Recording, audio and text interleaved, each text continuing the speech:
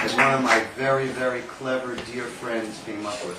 We can say, it's very easy to say right now, me as a veterinarian, that our government has gone to the dogs. And it's time to elect Katz.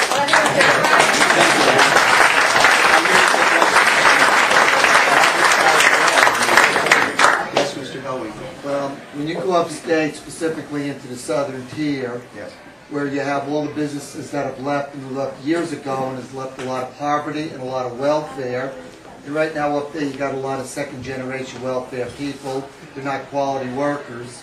But we downstate who do work very hard, in other parts of the state who work hard, somewhat fund not only their schools but their lives. How do we fix that problem? I think that in a very simplistic level, and it's obviously something at this point, I'm new to this game. I'm a conservative. I am a palate. I am right now, my palate is clear. I'm going to be needing you to help me to fill in that palate. In a very simplistic answer, lower taxes. We lower taxes, we make anywhere that we can viable for businesses to come in. If I could do anything, I would try to. We have the hugest problem I see in our state is that unlike almost any other state in the country, we are absolutely hamstrung by the unions.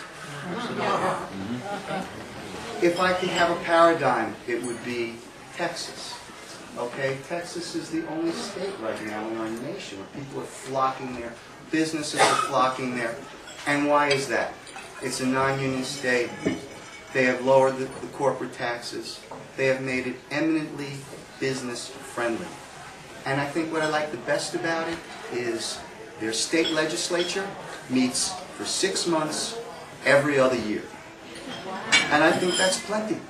Because how many laws do we need? We need to enforce the ones we have, and let the Greg Hall, let us change the system so that we can make our state become once again a great state, a tax-paying state. You know, this is the last thing I'll say along with this. The great Elliot Spitzer's wife. Elliot Spitzer wanted to have Silda Spitzer head a blue ribbon panel to try to figure out why are businesses fleeing New York. Do you think we need a blue ribbon panel for that? I don't think so either.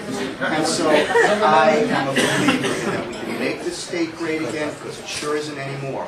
We can turn this legislature into something that we can be proud of, and something that's going to actually do something for us, for our state, to stop taking away every extra penny that we have for more property taxes. I can tell you stories about property taxes on my home, and I can only imagine what it is for you.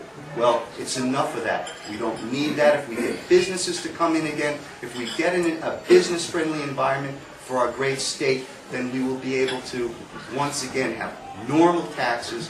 I'd like to simplify the tax code in our own state. If they don't do it federally, at least we can do it in our state. I'm a true believer in keeping it simple, and boy, it sure isn't simple now. Can I follow up on that? Sure. Tennessee had a similar problem in eastern Tennessee in the Appalachian area, and that gave 10 years tax exemption or 10-year period of no tax for new businesses that move in. Would you propose doing the same thing in economically deprived parts of our state? Yes. Yes. I will do whatever I can. That is what we're doing. What am I giving away? Are there any other questions? Would you be willing to sponsor a shall issue law for New York State? I'm sorry? Would you be willing to sponsor or introduce a shall issue law for New York State? Do you know what that shall issue law is? No. Okay. But just for everybody's information, 34 states around the U.S. Yes. have a so-called shall issue, which says that the rights taken away from the local sheriffs and judges to arbitrarily issue or decline the issue a concealed carry permit for the citizenry who are neither criminals, no criminal record, or mentally defective. in those states, the FBI shows that the crime rates, aggravated assault, murder, rape, has declined since those states have the shall issue law. Right now, if somebody goes to the sheriff, they totally arbitrarily, they can either grant you or not. The shall issue says you have no rights. You must issue a concealed carry permit if the person has no criminal record and no mental defect. Would you willing to introduce the law? It has been tried Yes. once, but The it was answer is declined. yeah, because I believe in I believe in our rights. I agree with you, Robert. The states that have the least amount of crime are the ones where people can carry. Right? That's true. Makes sense. Absolutely. Would Yes. you be interested or put forward legislation for a flat tax or a fair tax in our state? I'm laughing because I have been for a flat tax for so long.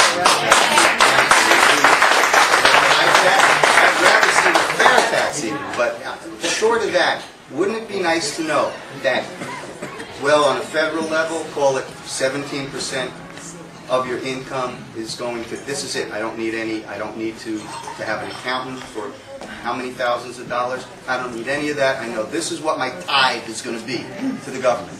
And I completely agree with that 100%. I wish the federal government would do that. I would like to see our state government do that.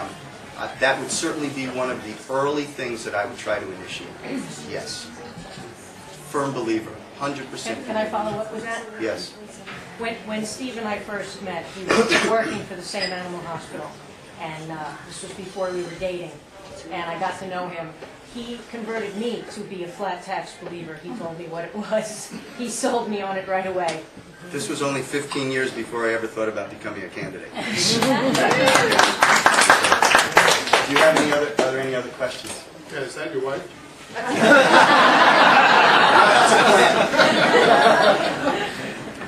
Anything else?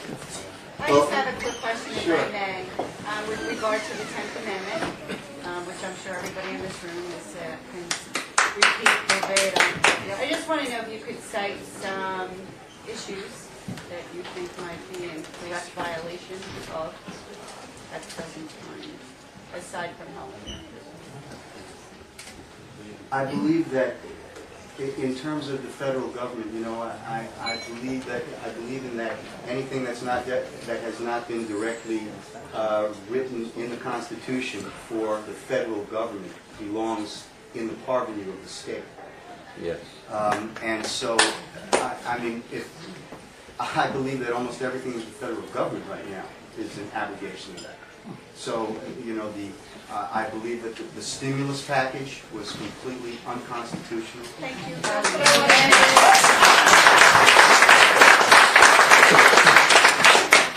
Yes, sir. How do we go about bringing more power back to the states? I mean, obviously New York State, but to the states and away from the federal government. Obviously, all those powers not with the states or with the people, which is why we're all here. So, what can we do? I know you're going to try and.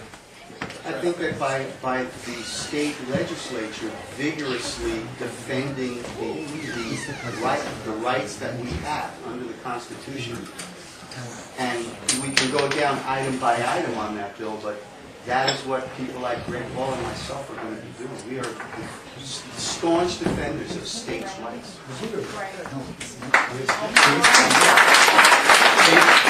One final question, and it's going to go to... Hey, My Steve, dear friend. my question is, how do you stand on unfunded mandates? I got one question, and I'm going to keep asking it of every candidate, whether they're in office now or trying to get in office. At the I'm state like, level. man, totally against it. Thank you.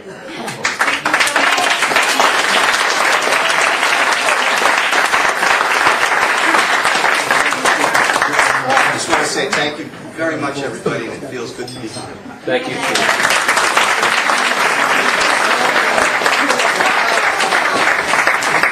Isn't this great? Can we have a hand for those two candidates?